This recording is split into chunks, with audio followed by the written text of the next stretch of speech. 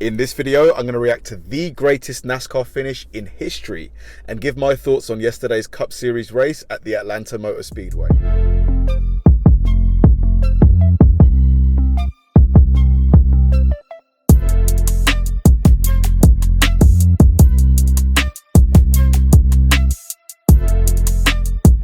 Hi guys, and welcome to another episode of Kabir Considers. This is the place where I react to music, media, sports, anime, anything related to popular culture. I'll watch it with an open mind and give you my 100% honest reaction to it. And if you could please hit that like button early, I'd really appreciate it. So first things first, massive congratulations to Ryan Blaney on a completely predatory win over Kyle Larson. I never saw that coming. Blaney passed Larson with something like 7 laps to go after Larson pretty much dominated the whole race. I think he led something like 294 of the 333 laps did Larson lead. It was like he led like 90% of the race, and it was just, I can't believe he didn't take the win. As the race got into its like sort of last 20-ish laps, it kind of looked like Kyle Larson's car sort of faded. It kind of just, I don't know what happened. It kind of lost power, and you know, it's just Ryan Blaney's car was just faster when it mattered. You know, Kyle Larson looked fast all day long, but just when he was about to close the deal, you know, he just lost the power. Like, Ryan is now like the 6th different winner in 6 different races, and it really is driving home that, you know, I made the right choice in deciding to follow NASCAR this season. It's just been completely unpredictable. Like, you couldn't, like, I'd love to know if there's anybody out there who correctly picked all 6 of these winners. Let me know, because I'll give you a shout out, because I just, you know, 6 different winners in 6 different races is not something you see in Formula One, in maybe even in MotoGP. It's really awesome to have unpredictable racing. Other than the unpredictable finish, it was kind of an uneventful race. I think the only really sort of interesting thing that happened was Kurt Busch. I think he crashed out at the start of the 2nd stage. Also, Chase Elliott blew his engine, which must have really sucked for him and the team. You know, it sucks for that to happen, but I guess these things happen in racing. But yeah, big congratulations to Ryan Blaney. Awesome job. So yeah, this is going to be a really interesting video to react to, just because NASCAR is a sport that, in the limited time that I've watched it, the finishes are often really entertaining. These guys really they go hammer and tong, neck and neck. They're fighting. If they think that there's a chance to win, they'll do anything they can. If there's a tiny little gap, they'll try and take the space. And Slap Shoes, big shout out to Slap Shoes. He does a tremendous job in, you know, condensing a lot of really interesting data into really fun 10-15 minute videos. So I found this one on his playlist, and I just thought this is going to be really interesting. Like, to be called the best finish in NASCAR history in a sport like NASCAR, which has tons of great finishes, this definitely had to be watched. So let's go. This is going to be me reacting to the greatest finish in NASCAR history. Let's do it.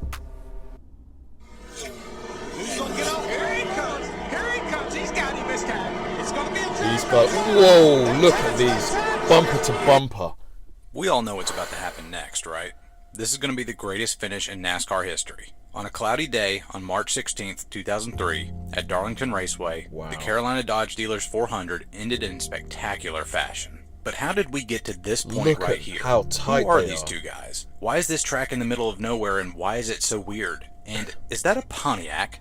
Let's answer all these questions and more, because lost in all the beating and banging and smoke and sparks are a lot of underlying storylines that even the most hardcore of NASCAR fans may have forgotten about over time. Stories that give me a pang of anxiety every time I think about what might have been had this not happened. So, let's get started. First, we'll start with the 2 men involved in this incredible finish, Kurt Busch and Ricky Craven. Let's start with our man on the left, Kurt Busch. Kurt Busch at this point was a 4-time winner in NASCAR's top series, and he was in the early stages of just his 3rd full-time season. Wow. Having lit up the truck series in such dominating fashion in 2000, his team owner Jack Roush made the decision to have him skip the 2nd tier series entirely and pressed him into service in the top division in 2001 to replace Chad Little, having already made a few starts with the team the previous year. It took him a season to adjust, but by the end of the 2002 season, he had those 4 wins and had finished 3rd in the championship point standings. Doing well. In 2003, people are even starting to talk about a legit championship run, which would be a first for Jack Roush. Even though Roush had been competing in NASCAR since the 80s and had 5 teams running full-time since 1998, he had never hoisted the Winston Cup at season's end. Mark Martin had come runner-up on 4 separate occasions, but the other components of the team had underperformed to say the least. Ted Musgrave, Chad Little, Johnny Benson, and Kevin LePage had never won a race for the team. But by 2003, new blood had come into the mix, and now all the pieces are there for a real powerhouse team. Mark Martin, the veteran, is still there. Jeff Burton has grown into a threat to win week in and week out. Matt Kenseth, the 2000 Rookie of the Year, has several wins already. Greg Biffle, the guy who edged out Kurt for the 2000 Truck Series Championship, is new to the series but has a solid body of work in the lower divisions, including championships in the 3rd and 2nd tier series. And now Kurt Busch, the young phenom, is the last puzzle piece to push Roush Racing into championship contention. Kurt, however, was the black sheep. Whereas every other Roush driver up to this point had been a clean-cut, lawful good kind of guy, Kurt had mixed it up with several drivers in his short tenure in the Cup Series. His most notable rival at this stage was Jimmy Spencer, who he had dumped at Bristol en route to his first win, and Jimmy had no problem responding in kind.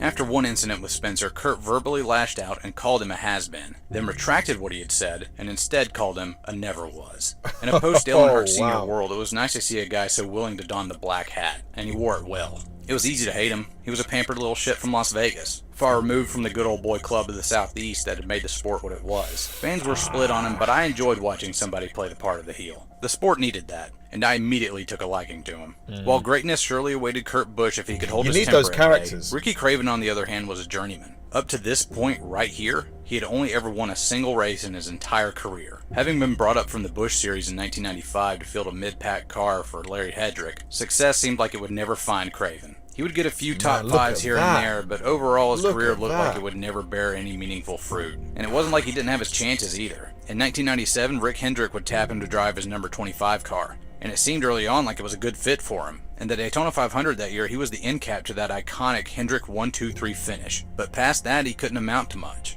The 25 team had won with the likes of Tim Richmond and Ken Schrader at the helm, but they had become the weakest team out of the Hendrick stable by the time 1997 rolled around. In 1998, he would be relegated to a part-time slot for Hendrick Motorsports in the 50 car, and nearly faded into obscurity. Fast forward to 2001, and Cal Wells hires Ricky Craven to drive his number 32 Tide Ride for PPI Motorsports, which had stumbled onto the scene in 2000 and had only ever gotten one top 10. Ricky was far from an obvious choice to pilot the car. Since 1998, he had only netted one top 10 himself, and had not competed full-time in NASCAR in 4 years. Wow. Despite that, though, in 2001, he had the best statistical year of his career and nabbed 4 top 5s, 7 top 10s, a pole, and even did the unthinkable and got his first win. A downright barn burner between himself and Dale Jarrett at Martinsville in 2001. Fair play to him. The future was starting to look bright for PPI, and in 2002 he would improve, getting 3 top 5s, 9 top 10s, 2 poles, and an average finish of 19, the best of his career. Going into 2003, the second win of the organization seems all but assured, and the tricky track of Darlington Raceway looks like the perfect spot. Darlington Raceway is one of the oldest tracks on the NASCAR circuit, having been built in 1950 as the South's answer to Indianapolis Motor Speedway. It was NASCAR's first superspeedway, being just a smidge over 1.3 miles long. It's a tough track to navigate due to a number of reasons stemming from its construction. You run right up next to the wall instead of around the bottom because there's a lot of banking up there and you can go way faster. Why did they put this thin strip of banked asphalt up against the wall? Well, originally it was a safety feature, designed to help cars scrub off speed before they hit the wall. But it didn't take long for guys to realize that they could cut their lap time significantly by just driving on the emergency pavement. Ooh, oh God, look at that! Is that turns 1 and 2 have a way wider radius than turns 3 and 4, so crews are constantly readjusting their cars. If you make your car handle better in 1 and 2, then you probably have to sacrifice the handling in 3 and 4 and vice versa. Why did they build it like this? Well, this guy over here didn't want to sell this minnow pond, and the track owner just decided to build around it instead. So Darlington maintains its iconic egg shape even to this day. But why Darlington, South Carolina? Why did they decide to build the Southeast's first superspeedway here of all places? Well, the answer to that is quite simple. The track owner, Harold Brasington, was from this area, the land was cheap, so he went knew to it the well. 500 in 1948 and thought, hey, if they can do this here, I can do this back home. Fair play. So he Why bought not? 70 acres and just did it. Why Things were not? a lot simpler back then, and so he built a legit superspeedway in the middle of some swampy farmland. And that's not an exaggeration either. You have to cross a literal mosquito-infested swamp before you actually get to the track itself. What? Gotta love the Southeast. However, in the early 2000s, Darlington's starting to show its age. Most other tracks are getting crowds in the 100,000 range to show up on race day, but Darlington, due to its somewhat remote location, can only call upon 65,000 or so to show up for its 2 race dates per year. Other tracks That's have still been pretty removed from good, the to be schedule fair, in the past 65K. decade or so for that exact same reason. It's not bad. Nashville Fairgrounds wasn't keeping up with demand, so they got dropped from the schedule in the 80s. And in 1996, North Wilkesboro Speedway ran its final race and closed its doors because NASCAR wanted to expand beyond the confines of Wilkes County. North Wilkesboro had been on the schedule since NASCAR's inception in 1949, but its legacy couldn't save it, and even its 60,000 diehard fans just weren't enough. North Wilkesboro now rots out in the foothills of North Carolina as nature slowly reclaims the abandoned track. Wow. In 2003, it is announced that another legacy track, Rockingham Speedway, will lose a date and will only run 1 race in 2004. In 2005, it will be removed from the schedule entirely. That same year, Darlington will lose one of its 2 dates. The writing is on the wall. Unless something major happens, Darlington is in some serious jeopardy of being jettisoned from the schedule entirely. Doesn't look NASCAR good. is changing, and the promise of unprecedented mainstream success lies just ahead, and it is more than willing to climb atop the crumbling ruins of the cathedrals of speed that made it what it was to reach that goal. Darlington is on the chopping block, and everybody knows it. They need a great showing in this next race to save them. But that car Ricky Craven's driving, that's a Pontiac, and this is their last year of competition. Having come off championships in 2000 and 2002 with Joe Gibbs Racing, JGR made the switch to Chevy in 2003. And despite the fact that they unveiled a new model of Grand Prix that looks slick as hell, very few elected to stick it out with Pontiac. Cal Wells and PPI Motorsports actually made the switch from Ford to Pontiac in 2003,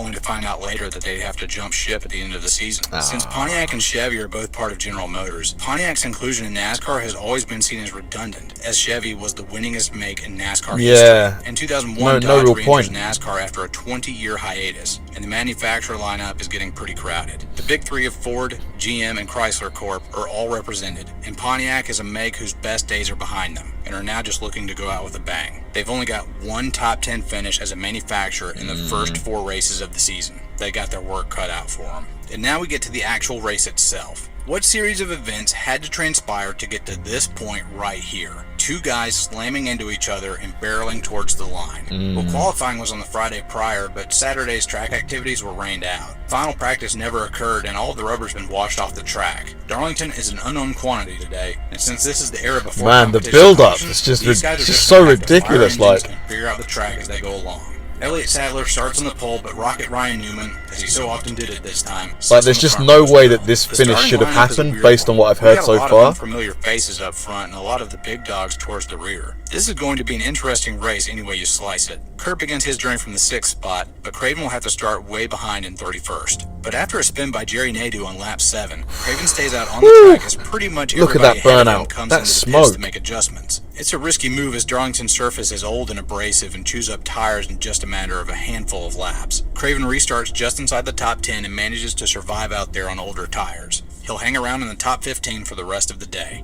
As is the case with any race at Darlington, there's a lot of comers and goers, as the track eats up tires and equipment. The lead changes hands 15 times during this race. 15 times? Cars out in front during different stages of the race. With about 25 to go, Kurt Busch hopes to put in the last lead change as he makes a bonsai 3-wide pass going into turn 3. People often joke that Darlington has about 1.5 grooves to race in, and unfortunately nobody starts the race with half a car. But Kurt Busch sent it into turn 3, and Jeff Gordon and Elliott Sadler back off. Gordon was battling with Sadler so hard that he blows a tire late in the race and fades to the rear. Likewise, Sadler is all used up and he starts to drop back too. Craven, who was running in 5th when this all went down, calmly picks off Dave Blaney in 4th, passes the injured cars of Sadler and Gordon, and with 15 laps to go, Kurt Busch had just a 3-second lead over Craven. Wow. A 3-second lead with that many laps to go at most tracks would be insurmountable, but Craven has 3 big advantages. First off, Kurt's used up whatever good was left in his tires since he's been mixing it up with the leaders for the last 30 laps. Second, Craven has been biding his time and slowly working his way up, and he hasn't been nearly as hard on his tires. And third, and perhaps most importantly, Kurt has lost power steering in the later stages of this race. If you've ever driven a car that has lost power steering, you know how hard you have to crank that wheel just to get it to turn into your driveway. Kurt is having to manhandle his car around NASCAR's most treacherous track at a speed of over 150 miles an hour. He's exhausted. With 3 laps to go, Craven has caught Kurt, and he's right on his back bumper. What ensues is the craziest final series of turns of any race ever. It's just poetry in motion. Craven goes into turn 3 high and then cuts down hard into 4.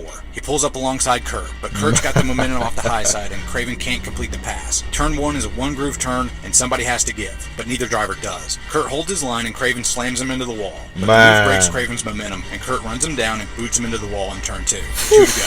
Craven spends the next lap and a half gaining back all the ground he's lost and trying to set up the pass. Turns 3 and 4 on the last lap will be his one and only shot. He sends it down the backstretch. The high side has been Kurt's Achilles heel all day. He's been passed out there more times than I've bothered to count. He knows this. He goes up high to block. Craven sees it coming. He uses his slightly better tires to cut down hard to the inside. Coming out of turn 4, he's got the run. He can make the pass going down the front stretch. But in a jaw-dropping move, Kurt turns dead left and slams into Craven, killing all of his momentum. The two fight with each other's cars, trying to wrench themselves free, but their fenders are locked. Whoever was ahead at the point of impact will be the winner. There's nothing left to decide this race except physics and fate.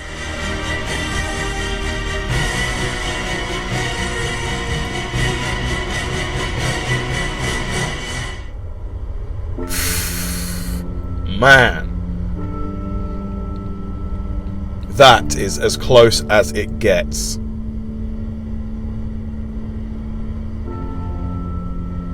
Just, it shouldn't. So, there it is. A never was versus a soon to be, driving for a manufacturer whose glory days have long since passed and are just looking to go out on a high note. And all of this is happening at an old track in some swamp in South Carolina that desperately needs a good race to remain relevant and avoid extinction. Maybe it was fate, or maybe the collective free will of all the people involved in this finish gave us this perfect little moment in motorsports history. Either way, what happens next is, as they say, a moment in history. Enjoy. Who's gonna get off? Here he comes! Here he comes! He's got him this time! It's gonna be a drag race! Wow! Just look at this. Fighting hard. Ricky Craven drove the wheels off it today. The crew is cheering it. Unbelievable. You know, I've done this for over 20 years, and as a racer, Well done. you dream of that.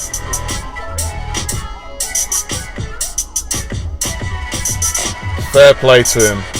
You know, it was an awesome race. I didn't give him room in one, and he didn't give me room out of 4. It's the way it's supposed to be. I mean, this was some hard-fought racing.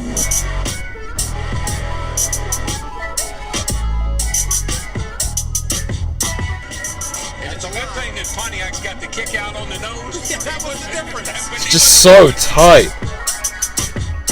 The last win for Pontiac. They would go under as a whole. Wow. And I'm going to tell you what, they didn't even need seats in the grandstands because nobody was sitting down. And nobody's leaving. Multi-million-dollar upgrade, Darlington Raceway, installation of stadium lights. Darlington is still a part of the Cup schedule today and considered a crown jewel event. That's awesome. That's awesome. Complete turnaround. Man, that was really, really cool. Darlington, honestly, from the brink of collapse and defeat and just termination, completely turned its fortunes around as a venue. It's just crazy how one race completely changed the fortunes of that place. Yeah, Slap Shoes, phenomenal job, honestly. Great job of telling a story. He really knows how to keep the viewer captivated. I really, really enjoyed that. Thanks for watching, guys. If you enjoyed this video, please like, subscribe, turn on bell notifications, and keep throwing the recommendations my way. I know I say it all the time, but they genuinely help me out because if I know you enjoy watching something, I'll definitely enjoy reacting to it. So, like, subscribe, turn on bell notifications, keep throwing the recommendations, and I'll catch you in the next one.